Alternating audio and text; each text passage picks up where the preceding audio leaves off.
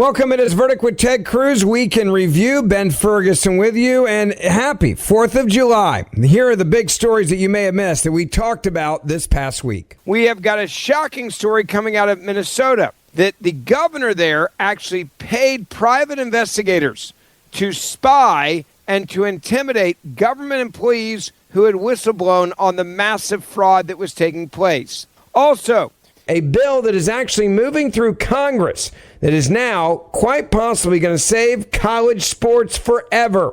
And lastly, an activist DA in Philadelphia, yet again letting criminals walk. Why is this happening and who's behind it? We explain that for you. It's the Weekend Review, and it starts right now. All right, I want to move on to this other incredible story, Senator, coming out of Minnesota. And in life, especially in government work, you're told that if you're a whistleblower, that you have protections. And that if you're a whistleblower, you should not be afraid for your job or that someone's going to come after you, certainly the government that you work for. Well, apparently that's not the case in Minnesota. And if you want to know how the Somali fraud got so bad, it might actually be because the governor was coming after the whistleblower, not those that were committing the crimes in Minnesota, with his new shocking report. Well, that is inevitably, number one, the law, federal law and typically state law that protects whistleblowers, that gives you legal protection because you want whistleblowers to call attention to fraud. But number two, if a government official goes after the whistleblowers, attacks the whistleblowers, refuses to follow the law and whistleblowers, that is powerful indication of a guilty mind, that you're covering something up. It's sort of like if someone is murdered in Central Park and you catch a person burning their clothes from that night and destroying the murder weapon. Yeah. That is powerful evidence that they're the murderer. That it is typically the guilty who destroys evidence, who tries to cover it up. That if you're not guilty, you have far less motivation, far less likelihood to try to silence whistleblowers, to try to destroy evidence. So here's the story that broke in the Daily Caller. The headline is, Tim Walz's staff hired private investigators to silence fraud whistleblowers. Committee report finds. Senior Minnesota state officials allegedly hired outside investigators to silence whistleblowers in an attempt to cover up widespread state social services fraud, a House committee report released Monday found. The 200-page staff report by the House Committee on Oversight and Government Reform found that Democrat Minnesota Governor Tim Walz's state's administration intimidated and retaliated against state employees who raised concerns about fraud, soliciting private investigators to reveal employees' personal details. Wow. The report, titled The Cost of Doing Nothing, How Tim Walz and Keith Ellison Fueled Minnesota's Fraud Explosion, exposed that senior state officials, as high as allegedly Governor Walz, were aware of widespread fraud for years and neglected to respond to reports. A Minnesota Department of Education official who contacted the FBI told federal investigators she was pressured, quote, at every turn by her superiors to stop raising fraud concerns and was, quote, hand-slapped when she continued to investigate, according to the report. The official also reported that she was warned by state administrators to, quote, stop digging into things, as it would appear that she was, quote, targeting certain groups. This is DEI and fraud all coming together, along with corruption to elect Democrats. The article continues. Dozens of other whistleblowers reported, that they were told to stay silent about fraud concerns by the Minnesota Department of Human Services because they would be labeled, quote, racist or Islamophobic. DHS also told state employees that raising fraud concerns would harm the state, the report said. Whistleblowers reported that DHS conducted arbitrary investigations to photograph their cars and houses, monitor their phones and computers, and asked employees where their kids attended school. Now it's going to get worse. Then temporary commissioner Shireen Gandhi, by the way, I'm going to give you some foreshadowing that Ms. Gandhi did not behave like Gandhi. Instead, she confirmed in a testimony copied in the report that the State Department used outside entities to conduct these investigations of employees, but could not confirm whether independent law firms were used. Gandhi also confirmed in her testimony that DHS management would regularly meet and, quote, check in on employees who had reported fraud concerns. Gandhi continued to conduct these check-ins on DHS whistleblower Faye Bernstein, quote, a year or two after her investigatory leave. So they hunted them down and they stayed harassing them. Bernstein alleged that Gandhi, quote, shamed her in a meeting after she raised concerns about fraud and, quote, excluded her from further meetings on the topic. Whistleblowers also alleged that former State Commissioner Jody Harpstead held a division-wide meeting and told attendees that, quote, employees would be punished if they reported concerns about fraud in DHS programs, according to the report. DHS employee Emmanuel Nwala told colleagues that he, quote, did intelligence research within the Army and appears to have threatened to provide IP addresses to former colleagues in order to find the locations of whistleblowers' email addresses, an email obtained through a public data request showed. Now it's about to get even worse. The report also alleged that DHS de-anonymized an internal fraud hotline for employees in an attempt to intimidate fraud reporters. After whistleblowers later created an anonymous external email to report fraud, DHS blocked the email address. Whistleblowers reported that their fraud hotline tips were sent to human resources and used against them. The hotline was originally anonymous, but was de-anonymized under Gandhi's tenure as Deputy Commissioner of HR. Governor Walz appointed Gandhi as Commissioner of DHS in February 2026, but removed her in May before her confirmation hearing amid scrutiny of her response to fraud allegations. This is anyone who claims, gosh, the elected officials of Minnesota, they were victims. They didn't know. They wanted to go after the fraud, which, by the way, both Walz and Ellison keep saying, oh, we wanted to go after the fraud. We wanted to prosecute it. This demonstrates, I think, powerfully, they are lying. Not only did they not want to go after the fraud, they were doing everything they could to silence the whistleblowers and prevent anyone from knowing about the fraud. Yeah, and this goes back to the other question of accountability. If everything that we just mentioned turns out to be true, there's obviously now an open investigation into this. If you do these things, are you breaking the law? And if it goes all the way to the governor, is he breaking the law? And the people below him, are they breaking the law? And is there any accountability for this? Or is this just, well, Walz isn't running for re-election, so it doesn't really matter anymore, and we'll just move on. And yeah, we may continue to do things like this in the future without accountability. Listen, the Department of Justice has created an entire new division focused at going after fraud. And I hope everyone who made these decisions faces accountability. If they committed criminal violations, that they are prosecuted. I am hopeful. I can tell you I'm urging the Department of Justice, hold them accountable. The way our constitutional system works, it's not the legislature. Look, I'm in the Senate. I can't prosecute anybody. I don't have executive authority. I have legislative authority. I can write legislation, which I have, but I can't. The power to bring an indictment, the power to go before a grand jury, to get an indictment, to prosecute, that is exclusively within the executive branch, within principally the U.S. Department of Justice at the federal level.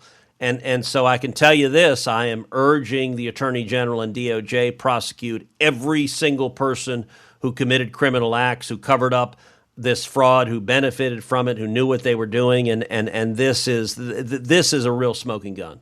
And if the AG, I go back to Ellison there, we know his name well. If he's involved in this and is using and weaponizing the government to go after those that were not committing the fraud, those that were trying to whistleblow on the fraud, and they are harassed, is there any lane for the people that were being harassed to somehow have restitution for what they went through? If you're being harassed for 2 years after you put in a tip, that's got to put a lot of stress on your life. I'm assuming it puts stress on your career. I'm assuming it could have affected a lot of people getting promotions that they deserved.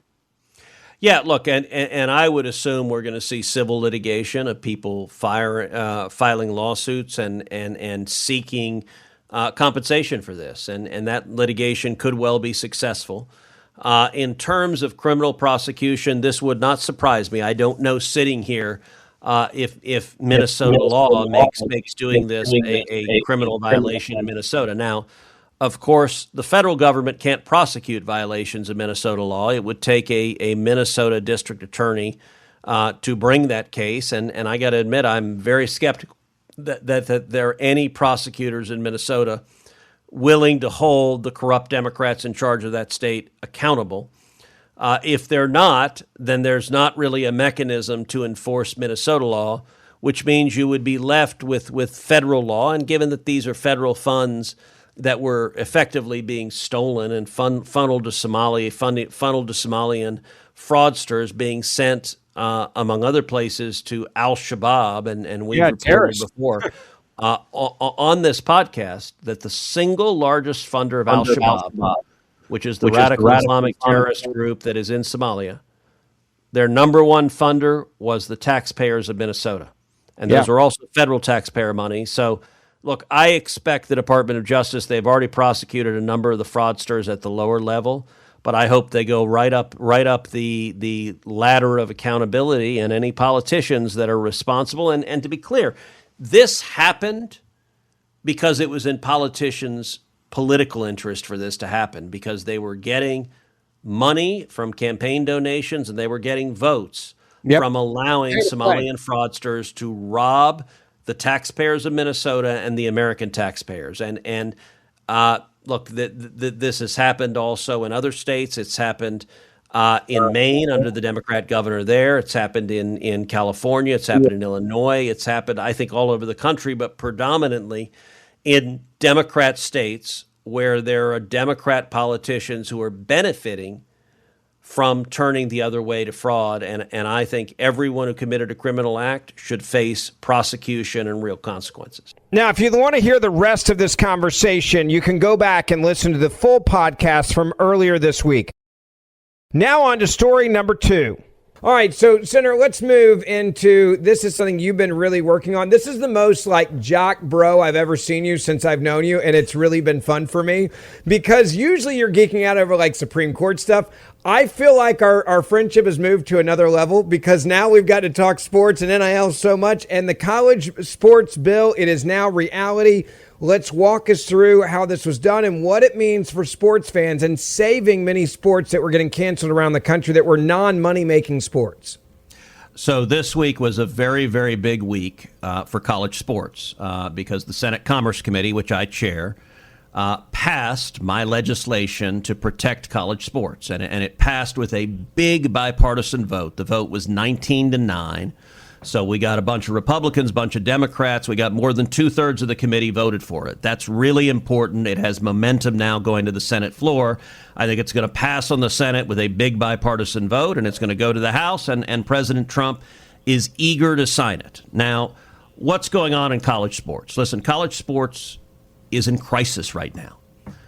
Every week you see another story about a program being canceled, women's sports being canceled, track and field being canceled, Olympic sports being canceled, non-revenue sports, tennis being canceled. Yeah. And what is happening is you've got total chaos with the transfer portal. You've got athletes transferring 2, 3, 4, 5 times. You have essentially no rules on eligibility. They're all being decided by lawsuits. It got so ludicrous. You had the Brendan Sorsby case, where even though he was gambling on his own games, you had a hometown judge say, no, he can still play anyway. Now, thankfully, Texas Tech backed away from that decision. I'm glad Tech made that decision to back away. That was an indefensible decision, but it illustrated the chaos we have. You have people that are 26, 27 years old still playing college sports, and 28-year-olds playing against 18-year-olds, which is not fair, not right. And athletic programs, they're almost all losing millions of dollars. Many of them are losing tens of millions of dollars because the cost keeps spiraling out of control. And Ben, if Congress doesn't act, I think 5 years from now, there will be 30 to 50 competitive college football programs, basically a mini NFL. Yeah, that's what it'll be. It'll be a franchise. If you're an SEC school, you'll own a franchise. Yeah, and I think all of the other programs go under. And what that means, by the way, that's not just college football going under. The way athletics works in colleges is football pays for everything else. And so if football goes under, it means those schools, they lose women's sports, they lose their entire athletic program. It means our Olympic athletes are just devastated, and the college programs where they develop their skills right now go away. And I think that would be a terrible outcome. And it would also be a terrible outcome. Do you know right now there are more than 500,000 college athletes competing at any given time?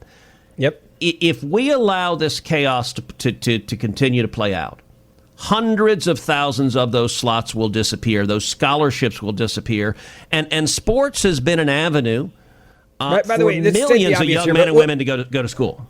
Well, let's be clear. The 500,000 you just mentioned, and this is the part I want people to understand. The majority of college athletes, like 90, I saw a study, and you may know the number. I want to say it was 98 or 99% of college athletes do not play football or basketball. So if you think about college sports, it is all the other sports. The majority of them are not revenue-making sports. Football barely is on most campuses. Sometimes, and depending on what school you're at, if you're at a basketball school, then that will be your revenue sport. Outside of that, almost all the others lose money. Yep. If you don't fix this, everything goes away. And then many of those football programs, that 1% of the student body, or basketball, which is, I mean, most basketball teams, they have, I think, scholarships. I want to say it's 9 in D1. Maybe it's 11 scholarships. I can't remember.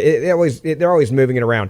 But for men, like, that's not many people, folks. If you don't fix this, you have a university that now doesn't even have an identity in sports.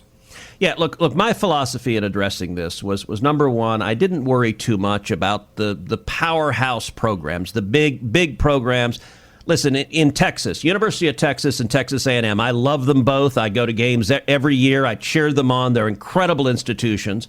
To be honest, UT and A&M, they are going to survive and thrive regardless of what happens. They would survive the mini NFL and they'd continue to win national championships. But I worried about all of the other programs. To be honest, if we don't act, I'm not convinced any other program in Texas survives. And if you can imagine a Texas without SMU, without TCU, without Baylor, without Texas Tech, without Rice, without University of Houston, that would be a tragic outcome. Yeah. And so my focus was on maintaining the entire ecosystem. But secondly, my focus was not on the superstar athletes. If you're Michael Jordan, if you're Arch Manning, you know what? You're going to get millions of dollars. You're going to be on the Wheaties box. You're going to do great. Yeah. 99% of college athletes will never play in the NFL, will never play in the NBA. But yet, athletics is their ticket to college. Look, it was for you. Playing tennis is how you went to Ole Miss. And I'll be honest with you. I'm not sure I would have gone to college if it wasn't for having the scholarship, which came through tennis, to pay for college. My family did not have a lot of means, and my dad was the first to admit, and it was like, if you want to go to college, if you want to go to a good school, you're going to have to get there and earn it. Sports was my way in. It wasn't going to be the academic road, and that's another avenue you can go. But sports was, and for many of my friends, it was a savior to a better life afterwards, a better member of society. By the way, we pay a lot more taxes when you're successful, so it's a great reinvestment in the country from that standpoint as well. You want your kids to go to college, but for so many, I had roommates, they would have never gotten into college if it wasn't, and gotten their family. I had 2 different roommates. They were the first kid in their families to ever go to college. It completely changed the trajectory of their family tree, and it was because of athletics. Well, and some people have said, well, why is Congress getting involved in college sports? And the reason is it's federal laws that Congress has passed that created this chaos. It's why all of the rules got thrown out, because they're being sued under existing federal law. and every rule keeps getting thrown out. And so Congress created the problem, which means only Congress can fix it, because only Congress can alter that federal law. And if we don't act, we can see the crisis unfolding around us. And for millions of young men and women, many college athletes are coming from economically disadvantaged circumstances. Many of them are African American or Hispanic. Over years and decades, we're talking about millions of young men and women who this may be their only path to go to A, going to college and getting an education, but B, learning the disciplines that come from being in organized sports of teamwork and hard work and discipline and sportsmanship. And look, I didn't have the skills to play college sports. I would have loved to, but I played high school sports, and it was, I played basketball and football and soccer, and being on a team in high school, those are really important skills. And it's amazing. I actually asked this at our Senate Republican lunch. I said, all right, how many people around this table played college sports? And I would say about 20% of the Republicans in the Senate raised their hand, and they were college athletes. I mean, that's true. And that's true. You find that with CEOs. You find that the discipline, and nobody in the Senate played professional sports, but the discipline and the skills you learn set you up for success in life. Let me ask you one final question on this. Who was behind this that surprised you the most? Nick Saban was one that I was excited to see. That the African-American University of Memphis, my hometown football coach, he got behind this and had some great testimony there in front of you guys. I was proud of that as well. But who shocked you that was behind this? So the support we've seen has been overwhelming. 24 conferences have endorsed this bill. They represent, those conferences represent over 200 different colleges and universities are enthusiastically supporting the bill. The NFL endorsed the bill. The NBA endorsed the bill. Major League Baseball endorsed the bill. The NFL Players Association endorsed the bill. The NBA Players Association endorsed the bill. The College Football Association endorsed the bill. We've had Nick Saban has endorsed it. John Calipari led over 100 college coaches who have endorsed the bill. The U.S. Olympic Committee endorsed the bill. So we've seen just enormous support. And I will say the primary opposition came from the leadership of the Big Ten and the SEC. And look, the SEC is really important in Texas. Obviously, UT&M. I think they're great. If Congress doesn't act, I believe the SEC and Big Ten want to create a super league where they're the only football that exists and everyone else goes out of business. They have billion-dollar franchise organizations. That's what they would have. And that is a terrible outcome. We explicitly prohibit a super league in the bill because I want to keep all the other programs alive. Yeah. That's where the resistance has come from. I think we're going to end up having a big bipartisan vote on the Senate floor. My objective is to do this. Get it done, get it passed. The president's eager to sign it and do all of that before school starts this fall. As before, if you want to hear the rest of this conversation on this topic, you can go back and download the podcast from earlier this week to hear the entire thing. I want to get back to the big story, number 3 of the week you may have missed. I want to move on to another big issue. We've got another activist DA that's been busted flat out lying, Senator, this time in Philadelphia.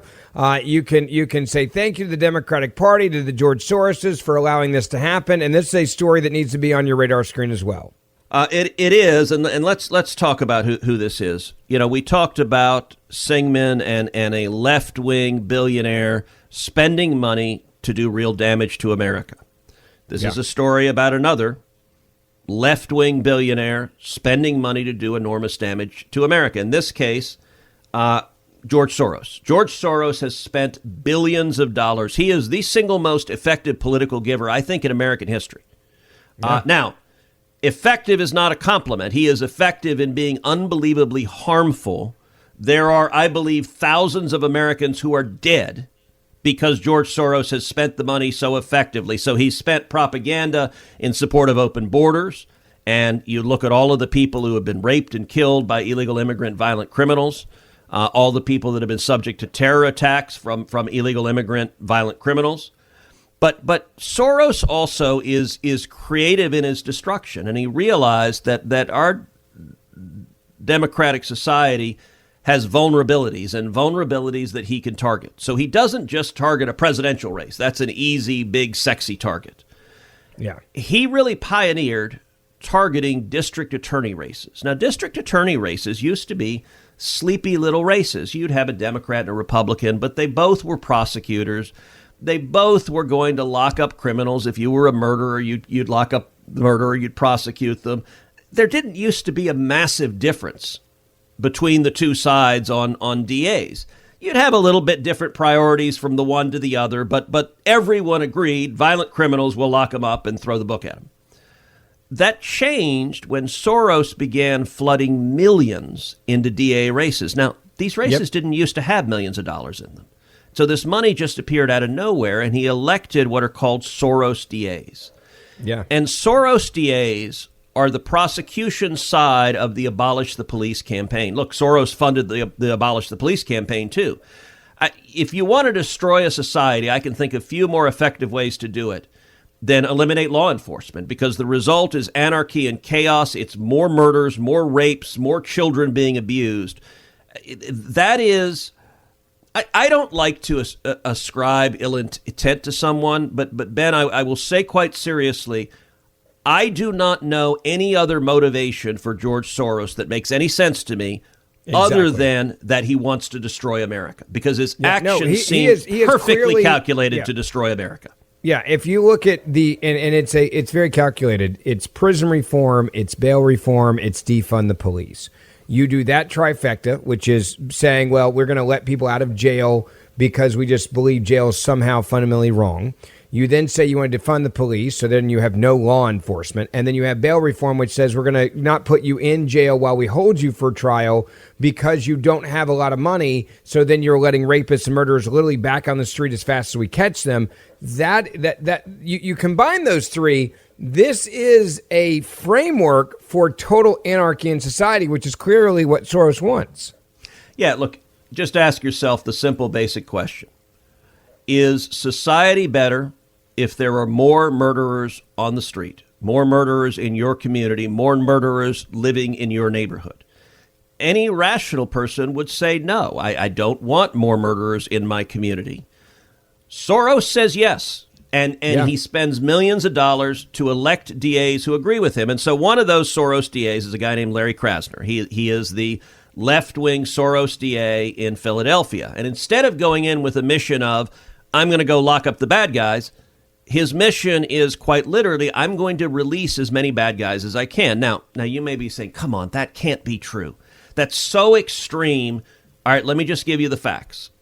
So just this week, a 5-2 Democrat court. So I'm going to read you what judges who are Democrats said about Larry Krasner.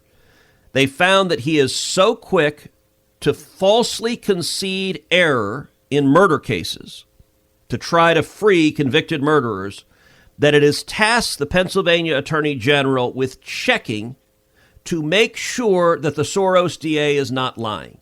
Now, let me give you a little context of this, because legally this is astonishing. I've never seen anything remotely like this. So a lawyer, particularly a government lawyer, has the ability to do what's called confess error. And confessing error is you go to the court and you say, we screwed up. We made a mistake. We made a legal mistake. We made a factual mistake. And we're confessing error. You should take it from us. We were just wrong. And courts generally give enormous weight to that, because almost nobody ever confesses error falsely. Like confessing error is against your interest. So right. If you're saying you screwed up your job, right? That's what you're saying. So confessing error doesn't happen often, and you usually believe it because it's against the interest of the litigant. I want to read from an appellate decision in one of these cases.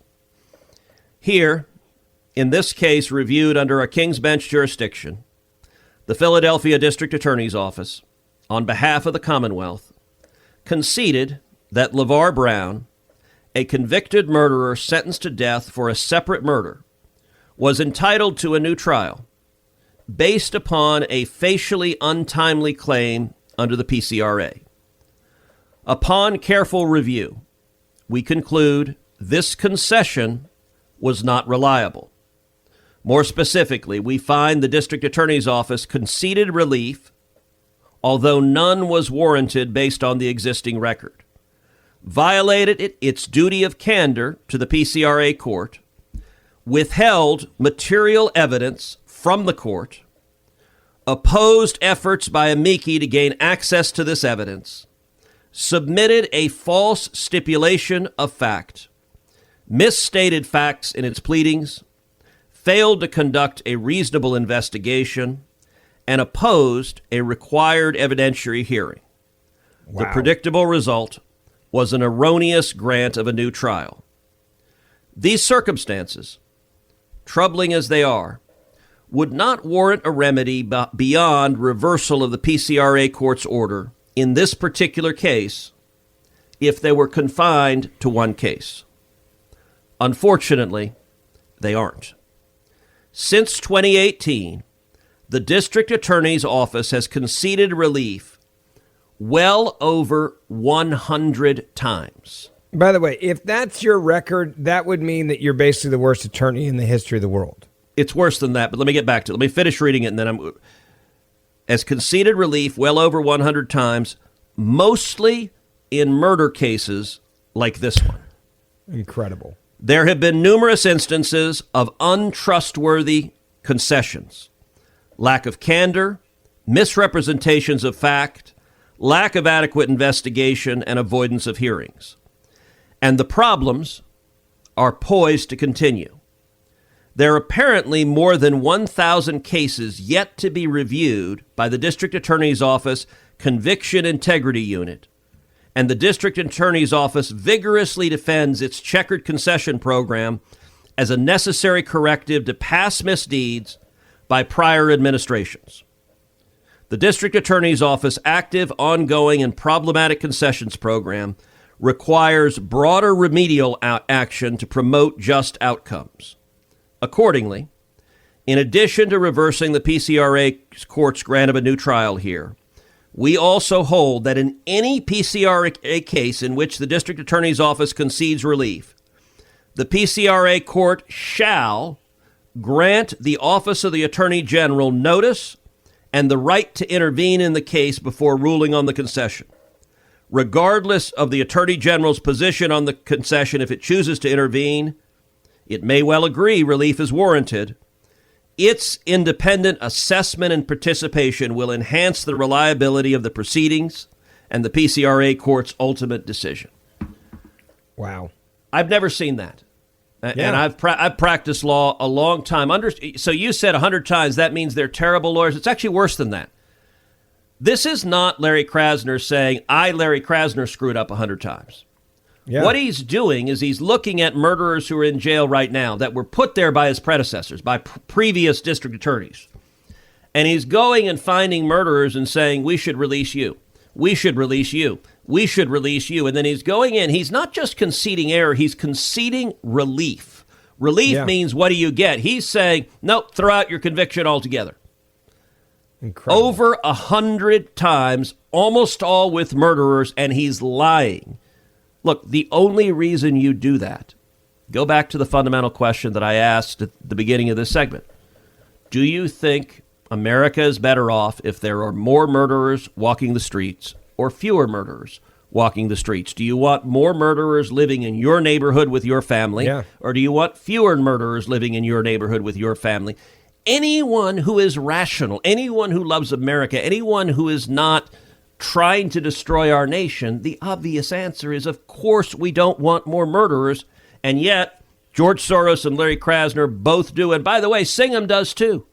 As always, thank you for listening to Verdict with Senator Ted Cruz. Ben Ferguson with you. Don't forget to download my podcast, and you can listen to my podcast every other day you're not listening to Verdict, or each day when you listen to Verdict afterwards. I'd love to have you as a listener to, again, the Ben Ferguson podcast, and we will see you back here on Monday morning.